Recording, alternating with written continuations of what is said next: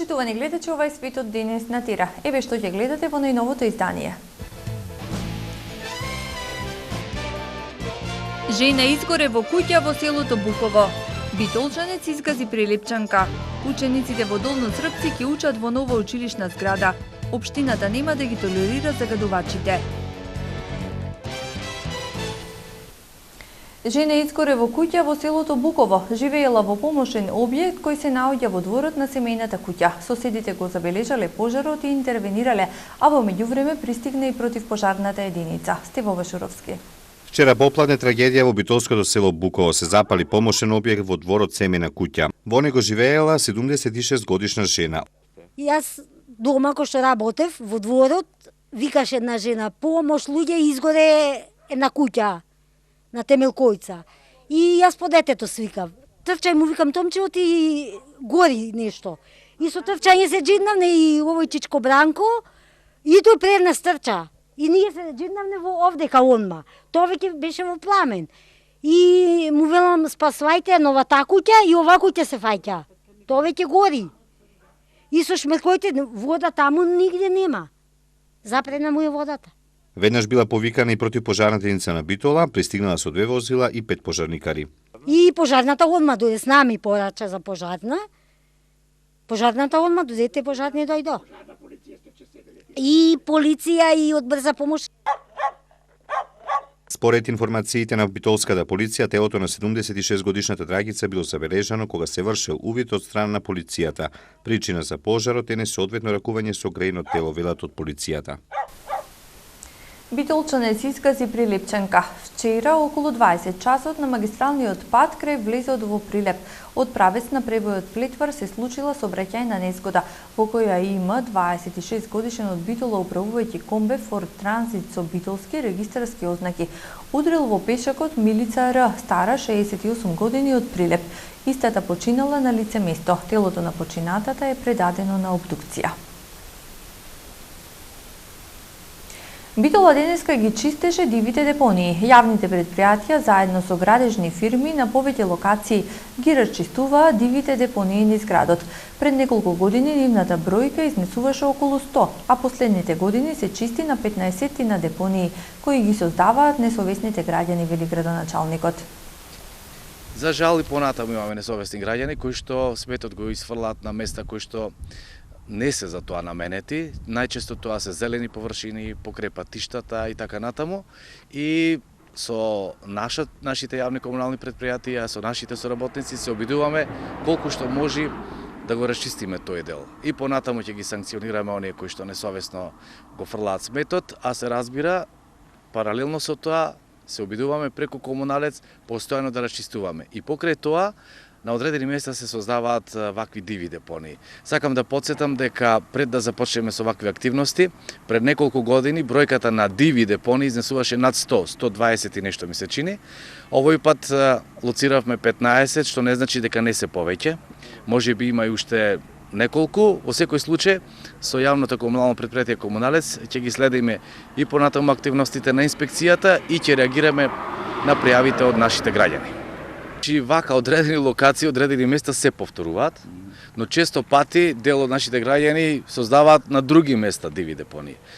Затоа викам, значи, покрај тоа што постојано е на терен нашата инспекција, општинската инспекција, реагираме и по пријава на граѓани. Често пати граѓаните ќе застанат со своето возило, ги фотографираат дивите депонии, ги пријавуваат до општината, излегуваме на терен, ги лоцираме, ги расчистуваме и доколку можеме да ги лоцираме кои се тие што го прават тоа, нормално ги санкционираме.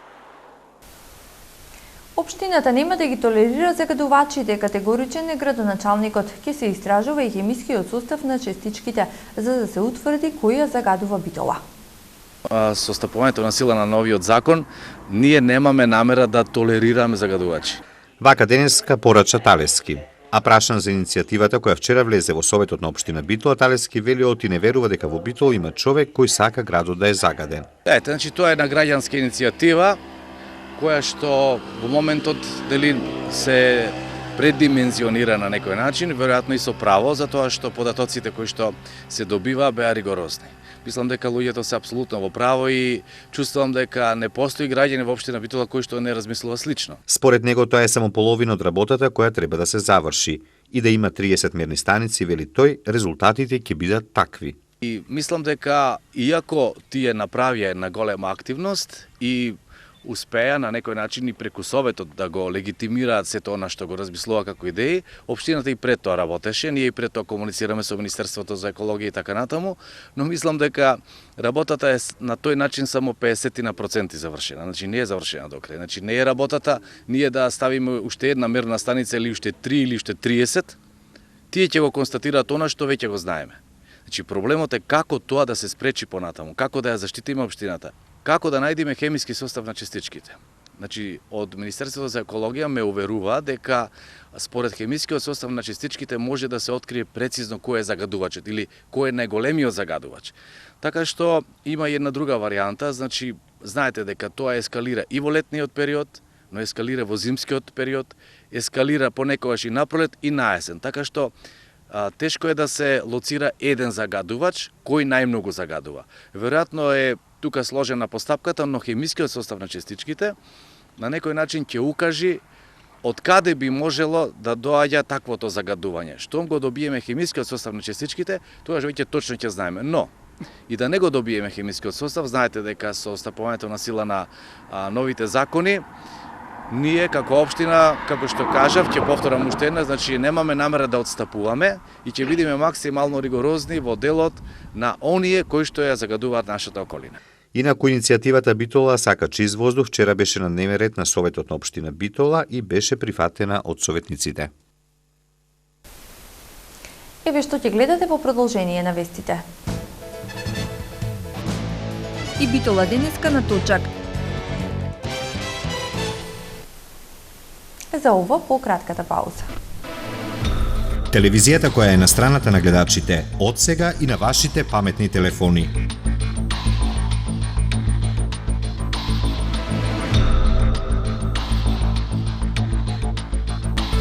Секојдневно преку 300 информации во Актуел, Свето денес, ритамот на градот, Спорт рапорт, забавниот сервис на Тера.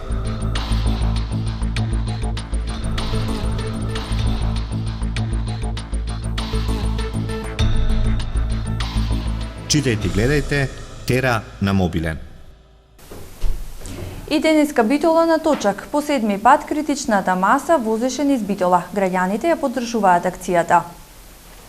Битолската критична маса денеска се собра по седми пат. Битола е дел од многобројните градови низ светот во кои се организира настан од ваков вид, каде нема лидери, нема формална организација, само критична маса велосипедисти. Битола наточак иницијатива која цели за подигнување на јавната свест во Битола за користењето на велосипедот како урбано превозно средство. Дел од учесниците во изминатите возења истакнаа дека треба почесто се организираат настани од ваков вид. Името критична маса е земено од документарниот филм за велосипедизмот на Тед Вајт од 1992 година Враќањето на велосипедот. Учениците во Долно Српци во општина Могила ќе учат во нова училишна зграда, откако стариот објект изгоре минатата зима. Инвестицијата изнесува 10 милиони денари, а денеска новото училиште го посети заменик министерот за образование Спиро Ристовски. Моето лично задоволство од фактот што како што лани ветивме при нашата посета со претседателот на владата на Република Македонија, господинот Никола Груевски, при посетата на основното училиште Кошурацин во општина Могила, село Српци, кое што сите знаете и бевте сведоци пред се местното население. Стариот објект на ова училиште изгоре, го беше зафатено од сериозен пожар и при нашата посета со премиерот одлучивме да не го реконструираме стариот објект, туку да тој целосно се сруши и на позицијата, односно на локацијата од претходното училиште да се изгради комплетно ново училиште. Согласно ветеното, ние како министерство се превземавме обврска со почетокот на оваа учебна година населеното место во рамки на општина Могила, село Српци да го добија новиот објект, нова училиште, при што вие сте и сведоци дека Новиот објект е веќе во функција. Лично сум многу задоволен затоа што е реализирана градбата согласно динамиката која што ја утврдивме како ресорно министерство и она што се договоривме со соодветните изведувачи. Од друга страна, на мое задоволство, дополнително ја зголемува целата позитивна атмосфера во рамки на општина Могила, фактот што децата веќе посетуваат настава во рамки на новиот објект и навистина сметам дека ова е еден од позитивните примери во насока на исполнување на ветувањата. Запрашан за состојбата во битолските училишта каде има паралелки со мал број ученици. Ристовски денеска рече дека нема да се отпуштаат наставници, туку треба долгорочно да се работи на поттикнување на наталитетот. Видете, вкупниот тренд на намалување на наталитетот е сериозен проблем со кој што Република Македонија генерално се соочува на сите нивои во сите општини, без разлика на етничката припадност на граѓаните. Ако земеме во предвид дека ние секоја година имаме намалување на бројот на запишани првооделенци, се покажува многу јасна политиката која што владата се обидува подолг период да алармира, тоа е дека на нас неопходно ни е потребно зголемување на наталитетот. Не само од економски аспект гледано и споредено со бројот на наставниците, туку со севкупниот развој на Република Македонија. Ако говориме за економската оправданост на формирањето на паралелките, јас би потенцирал дека треба да го анализираме тоа од друг аспект. Значи, ние како влада максимално одговорно ќе се фокусираме во тој дел и нема да се доведуваме во ситуација да било кого отпуштаме од работа се уште во оваа фаза, затоа што навистина е премногу сериозно и сензитивно прашањето, а од друга страна, повторно ќе кажам дека за нас зголемувањето на новородените деца во секоја општина е благодет со кој што ние ќе дадеме максимум од себе и ќе ги продолжиме инвестициите. Ние, ако одевме по таа логика, можеби во најлоша варијанта немаше да одлучиме да инвестираме во рурални средини. Не, ние напротив инвестираме во рурални средини, градиме нови училишни објекти, можеби со помал капацитет, реален, потребен за соодветното населено место. Ние имаме посебни модуларни училишта кои што ги нарекуваме. Тоа се училишта за од 30 до 50 ученика. Меѓутоа, ние сепак сметаме дека е неопходно останувањето во рамки на населеното место и генералното зголемување на наталитетот. Така да не би оделе само со економската логика, туку со долгорочната логика која што е неопходна за развој на Република Македонија. Со мој термин се намалува административната работа во здравствените установи.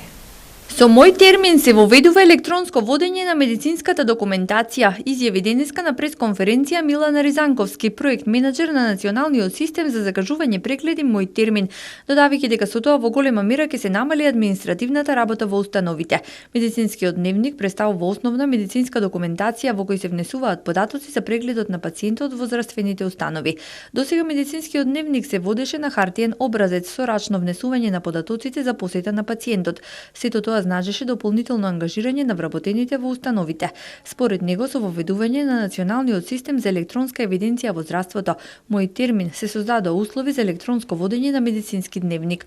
Ова значи дека податоците кои веќе се внесени во апликацијата која се користи во ординацијата или амбулантата, автоматски ќе се префрлат во електронскиот медицински дневник. Со тоа во голема мера ќе се намали административната работа во установите, при што се добиваат комплетни податоци за прегледот кој е извршен. Поради тоа, како што истакна Министерството за здравство донесе правилник за видот, формата и содржината на образецот за водење медицински дневник на сите нивоа на здравствена заштита. Со тековната работа во системот за електронски евиденции во здравството Мој термин или во софтверската апликација која е интегрирана со него, повеќе не е потребно паралелно запишување на медицински податоци. На овој начин, како што појасни Ризанковски, значително ќе се намали обемот на административната работа и во приватните здравствени установи, како и во јавните здравствени установи на секундарното и терциерното ниво. Наред се светските вести. До вторникот Боко Харам ќе бидат ослободени киднапираните ученички. И за останатите светски случувања по кратката пауза. Вашето мислење нам ни е важно, затоа што Тера телевизија е на страната на гледачите. Искажете ги вашите ставови на нашиот веб-портал tera.mk. Прашањето за ова недела гласи: како го оценувате предлог законот за безбедност на сообраќајот на патиштата? Многу добар, ригорозен, непотребен. За резултатите од анкетата, читајте на tera.mk или гледајте во вестите на Тера телевизија. Председателот на Соединетите Американски држави Барак Обама ги повика американците да не запаѓаат во хистерија поради еболата и отфрли идејата за забрана за патување во земјите од Западна Африка погодени од ебола. Путин и Порошенко постигнаа договор за испораката на газ. До вторник од Боко Харам ќе бидат ослободени киднапираните ученички. Председателот на Соединетите Американски држави Барак Обама ги повика американците да не запаѓаат во хистерија поради еболата и отфрли идејата за забрана за патување во земјите од Западна Африка погодени од ебола, пренесува Ројтерс. Обама изјави во неделното обраќање дека САД не можат едноставно да се изолираат од Западна Африка. Тоа ќе го отежни испраќањето на хуманитарна помош и здравствени работници. Освен тоа, слична забрана ќе ги мотивира луѓето да се обидат да го напуштат регионот за да избегнат проверки.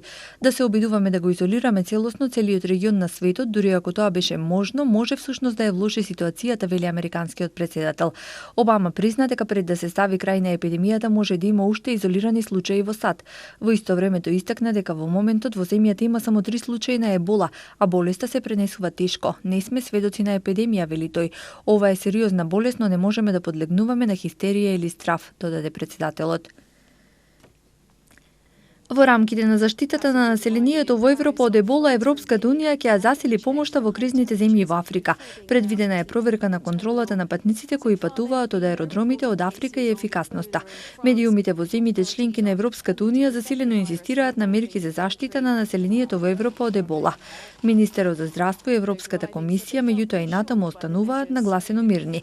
Комисијата првенствено се концентрира на контролите на патниците кои тргнуваат од аеродромите во погодените земји во Западна Африка.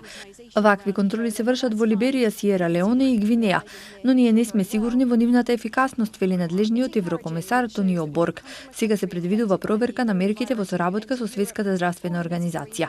За некои членки на Европската унија тоа не е доволно. По Велика Британија и Франција најави да ги контролира патниците кои стигнуваат на нејзините аеродроми за евентуални симптоми како зголемена телесна температура.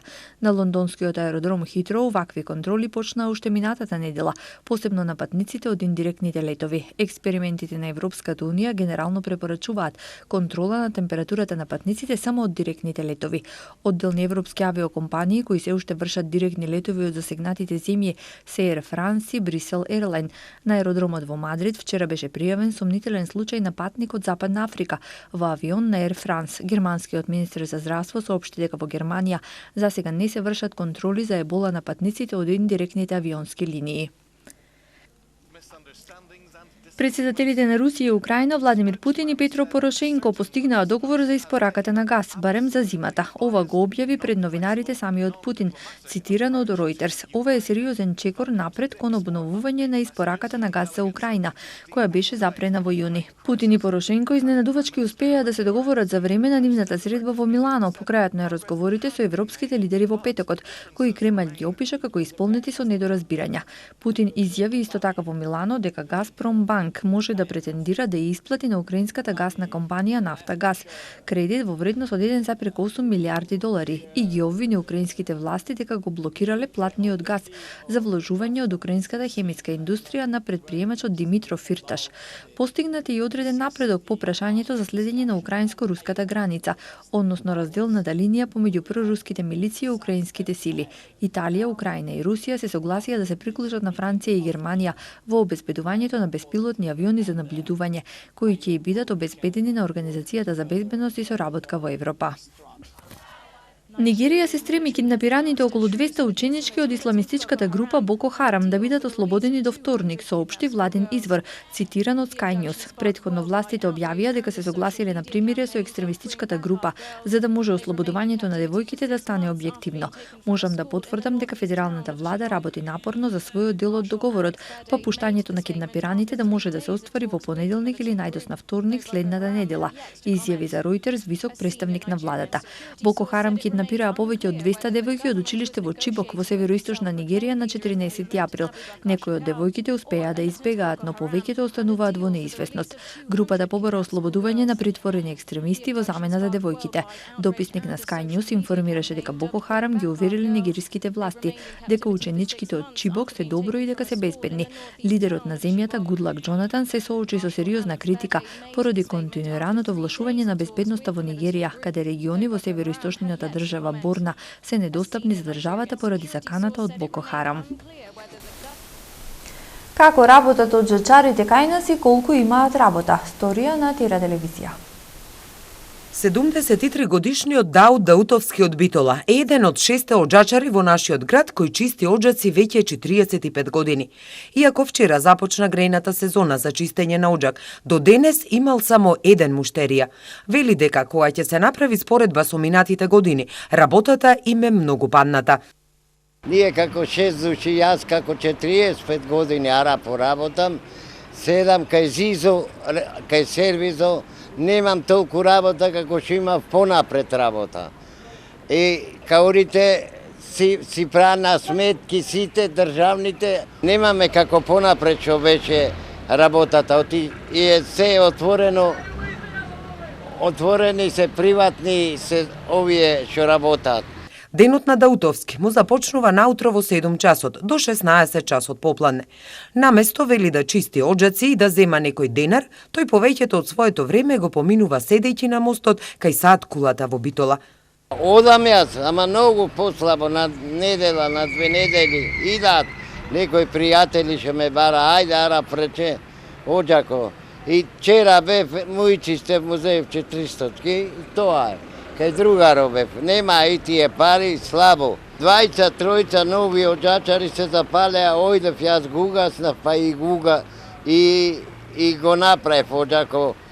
Еден оџак ако заглави чукан, ако е чукан, тера сат и пол. Сат, према мајсторијата како тело ќе одговара да го рониме.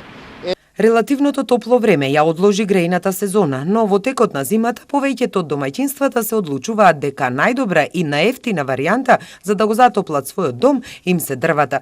Даутовски вели дека нивната работа е тешка и дека не знае секој да чисти оџаци. Се жали дека работата им ја земаат пожарникарите. Пожарната работи, сите работат.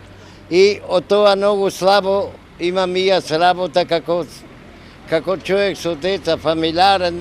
Од државните немаме дерман. Во школите, интернатов одев, по школите, сегде одев, јас немаше човек да не идеа. Дури струга одев на граница за чистење. Според правилникот за заштита од пожари, граѓаните имаат обврска еднаш годишно да го исчистат каналот за одвод на чад, и тоа пред грејната сезона, како и да ги проверат хидрантите и инсталациите за грејење. Но според командирот на пожарната во Битола, Костадин Поповски, некои граѓани оваа одлука не ја почитуваат, како што вели поради немарност или несовесност. Затоа Поповски апелира до граѓаните, посебно до оние кои што имаат застарена инсталација и постари градежни објекти, да се подготват и да ги исчистат своите оџаци, за да не дојде до несакани последици. Од ноември до март, пожарникарите во Битола имале околу 15 интервенции, кои настанале како последица од неисчистени оџаци. Вода и асфалт за неколку села во општина Могила. Асфалтирани улици, чиста вода за пиење ќе добијат некои населени места во општина Могила. До 15 октомври градоначалникот планира да ги заврши инфраструктурните зафати во Ивањевци, Ношпал, Мусинци и Трап. И она што го бараат нормално, велам секогаш, зашто граѓаните не бараат премногу, бараат значи асфалтирана улица, пристапен пат до самото населено, до самата куќа и чиста вода за пиење. И во село Вашереца имаме преку Бирото за регионален развој, исто таму имаме добиено некаде околу 250 метра улици и мислам дека во овие неколку дена ќе ги завршиме тие инфраструктурни зафати и понатаму ни преостанува значи уште она што не остана недодоправено, уште малку некои пристапни патеки до самите училишта, оние мали подрачни училишта по неколку населени места и мислам дека тој рок ќе го запазиме за завршување на тие активности. Проблемот со водоснабдувањето бил половично решен, вели градоначалникот и додава дека жителите на Добрушево и Мусинци користеле вода од градскиот водовод. Проблем имале мештаните од селата Беранци, Српци, Вањевци и Трновци, бидејќи пиеле вода од артерски бунари. Што знаеме, бунарите во каква состојба се наоѓаат, значи кога има обилни дождови, значи таму доаѓа до промена на квалитетот на водата и имаме проблеми, значи за да ги избегнеме тие проблеми, значи побаравме поддршка од Министерство за животна средина и една пофалница до Министерство за животна средина. Добивме средства да направиме проектна документација која што ќе кошта околу 600.000 денари и мислам дека објавен тендерот, јавната набавка за проектна документација. Градоначалникот со најава дека за 2 месеци ќе ја добијат потребната документација и жителите на овие 4 села ќе добиеле чиста вода за пиење од градскиот водовод. Наред е временската прогноза за следните денови.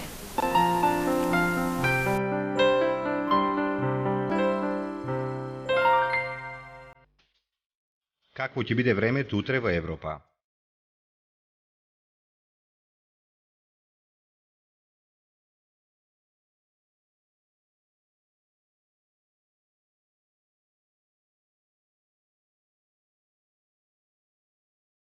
За времето утре на Балканот.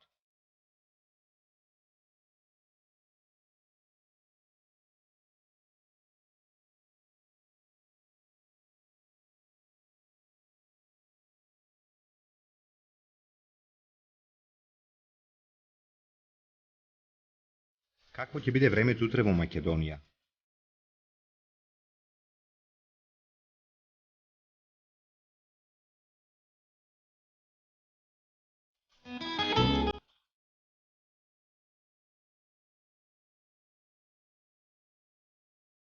Следува временската прогноза за времето утре во регионот.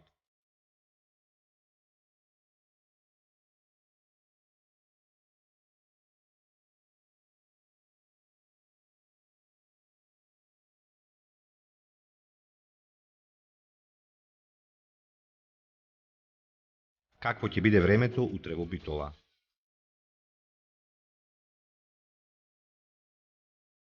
Следува временската прогноза за следните денови во Битола. Какво ќе биде утре времето во Ресен? Следува временската прогноза за следните денови во Ресен. Евеа прогнозата за времето утре во Прилеп. Какво ќе биде времето во наредните денови во Прилеп? Какво ќе биде времето утре во Кичево? Следува временската прогноза за следните денови во Кичево.